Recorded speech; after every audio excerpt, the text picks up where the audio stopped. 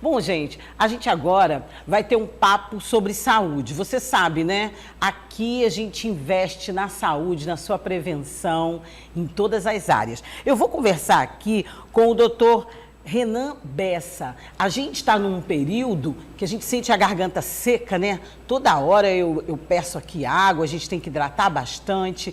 E eu vou conversar com o doutor Renan, que é otorrinolaringologista. Ele é especialista nessa área. Sua especialidade, até a palavra é difícil da gente falar, né? Tem que treinar bastante. Bom dia. Sim, bom dia, Edna. Bom dia ao telespectador que nos acompanha. Estamos aqui à disposição. Esse é um período que a gente sente, principalmente em algumas regiões do país, uma secura, como a gente costuma dizer, né? A garganta fica seca, toda hora pedindo água, e às vezes a gente chega a sentir uma dorzinha, fica até preocupado, achando que é uma inflamação, alguma coisa. Então eu já abro a nossa entrevista ele perguntando, é mesmo só do período? Por que a gente sente, principalmente nessas áreas assim? Sim. Então, bom dia. Então, a gente começa explicando que a dor de garganta é um sintoma muito comum no nosso consultório, na nossa prática diária, tá? E as causas de dor de garganta são as mais variadas possíveis. O clima seco, muito comum na nossa cidade, é uma das causas dessas dores de garganta, dessas faringites. Mas também temos outras causas, como as causas infecciosas, causas virais e até o refluxo, como causador dessas dores de garganta. Então, o importante é sempre investigar com o seu médico otorrino. Certo.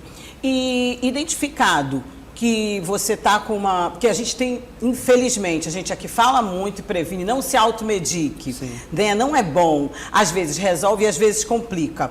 Então, assim, muitas vezes a gente sente uma dorzinha de garganta e vai lá naquele remedinho que eu não vou dizer o nome, eu tô com uma inflamaçãozinha, isso aqui deve servir. E toma. Não é bom, né? Então, eu queria que o senhor desse esclarecimento também para a nossa audiência, já que já foi ao médico, ele já medicou, tomou o remédio, se voltou, também tem aqueles sprayzinhos, né? Então eu gostaria que você desse uma dica sobre essa questão da medicação. Claro. Então, sempre explicando ao nosso telespectador que a automedicação nunca é um caminho bom para se levar, tá? Então, a partir do momento que você vai no consultório do otorrino, que ele dá aquele diagnóstico, seja de faringite, seja de laringite ou de refluxo, ele vai prescrever a medicação adequada para o seu caso.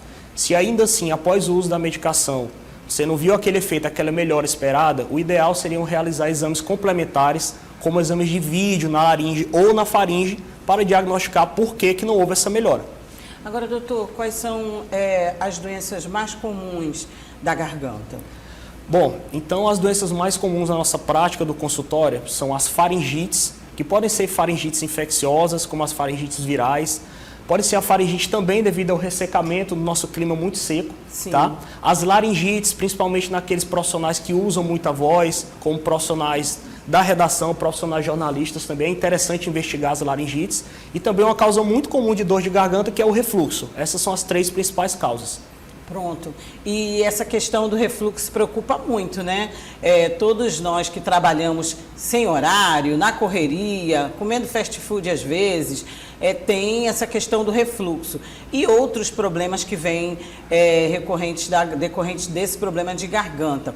Bom, identificado, dando essa dica de que não se automedica, o senhor tem atendido nessa época muitas pessoas e elas reclamam mais de que tipo de problema? E aproveitando também, que foi o que eu lembrei ainda agora, a gente tem, o senhor falou dos profissionais da comunicação, a gente tem sempre alguém que dá uma dica, né? Usa gengibre, chupa algum bombom de menta, faz gargarejo com água e algum outro produto.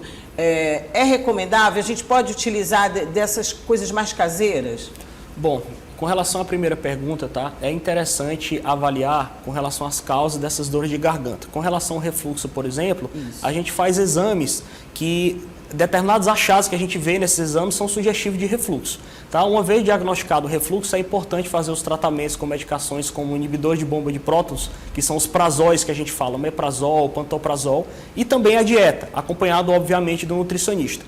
Com relação aos profissionais que usam muita voz, como professores e jornalistas, a principal causa, o principal mecanismo que a gente utiliza para evitar essas rouquidões é hidratação, bastante hidratação no nosso clima seco, e também o uso da fonoterapia, o tratamento com os fonoaudiólogos. Então, esses são as principais maneiras, digamos assim, de evitar a rouquidão. Certo. Existem casos mais graves, lógico, né? E também a gente está sempre aqui prevenindo para evitar a bebida alcoólica, bebida gelada e o cigarro. Sim. Então, eu gostaria que o senhor falasse dessas prevenções também, que sempre são bem importantes para a gente que usa muito a voz, né? E não só para a gente, para todo mundo, né? Que precisa ter cuidado com a saúde. Sim. Então, a partir do momento que você, profissional da saúde, ou profissional que usa muita voz, tá, não tem a melhor adequada com as medicações, uma vez feitos os exames de diagnóstico, a gente pode, por exemplo, encontrar lesões em cordas vocais que são muito comuns em profissionais jornalistas, que são os nódulos vocais. São as lesões benignas que a gente tem nas cordas vocais que podem gerar essa rouquidão. Uma vez diagnosticado essas lesões, o tratamento decorre com fonoterapia, principalmente, que é o repouso vocal e o bom uso da voz. Com relação às substâncias irritantes, citadas agora pela Edna, o tabagismo, o alcoolismo e alguns tipos de droga, como aqueles vapers, por exemplo, são utilizados de forma até rotineira no nosso dia a dia e eles são conhecidos irritantes da garganta. Então, a pessoa que tem, o paciente que tem aquelas irritações de repetição, que usa muita voz, deve evitar usar essas substâncias como tabagismo e alcoolismo. Certo. Bom, aproveitando que o senhor está aqui, então, gostaria de saber de outras áreas, né, de outros, porque a gente fala muito da garganta, sim, mas a gente também, principalmente a gente que trabalha no meio de comunicação, a gente acaba se lembrando, é claro, das questões de ouvido, dor de ouvido, também dos problemas que nessa época afetam também, que é o nariz, a gente sente muito secura também no nariz. Então, gostaria de aproveitar a sua presença para também dar uma orientação e se tem a relação também, a gente sabe que tem um pouquinho com esse tempo. Tá. Então, além dos problemas de garganta, as nossas vias aéreas estão todas interligadas. Então, é muito comum nessa época do ano, desde o começo do ano, no período pós-pandemia, que a gente vê principalmente em crianças, digamos assim, uma disseminação maior das infecções de via aérea superiores. E a gente nota que até essas infecções elas estão tendo um comportamento diferente do que a gente era anteriormente acostumado. Às vezes vem aquela criança com aquela tosse persistente, que persiste por 3 semanas, tá? Aquela gripe que não cura, que parece que a mamãe fala que a gripe está sempre renovando, tá? Isso tem a ver, às vezes com a imunidade da criança, que a criança não está ainda, ficou muito tempo presa dentro de casa na pandemia, e depois que voltou para a escola, essas gripes começaram a se aflorar um pouco mais, tá? Então seria basicamente isso. Com relação às infecções de ouvido, é muito comum as otites também, principalmente em pacientes que tomam, aquele paciente que mergulha na piscina, que toma banho de riacho ou de cachoeira, sim, e vai no consultório com aquela dor de ouvido. Então é importante também investigar esse tipo de doença.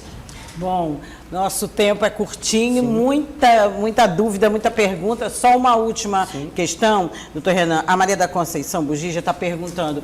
É muito comum CA de boca, câncer de boca, sim, e que é bem curável, né?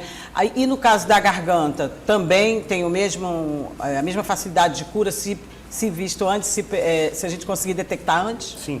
Bom, com relação aos tumores, aos cânceres, tá? Então, em qualquer região do corpo, logicamente o câncer, quando ele é dado o diagnóstico de forma mais precoce, tá? Ele tem uma tendência a ter uma cura mais adequada, tá? Mas o ideal é que evite os fatores de risco, tá? Então, tem fatores de risco sabíveis, como, por exemplo, o tabagismo, o alcoolismo, o uso de determinados tipos de droga. Então, o importante é prevenir. A palavra é sempre prevenção. A gente deve prevenir para evitar esse tipo de câncer. Ok, muito obrigada, doutor Renan Bessa, otorrinolaringologista, pelas informações. Sim. Gostaria que o senhor deixasse aí os seus contatos para quem a gente ficou devendo aqui, mas certamente o senhor vai voltar. Claro, Edna, muito obrigado pelo convite, tá? Obrigado a Vanusa também, então sempre que precisar eu estou à disposição. Muito obrigada. Sua rede social? Minha rede social é @RenanBessaOtorrino, tudo junto. Muito facinho e bom de guardar. Muito obrigada.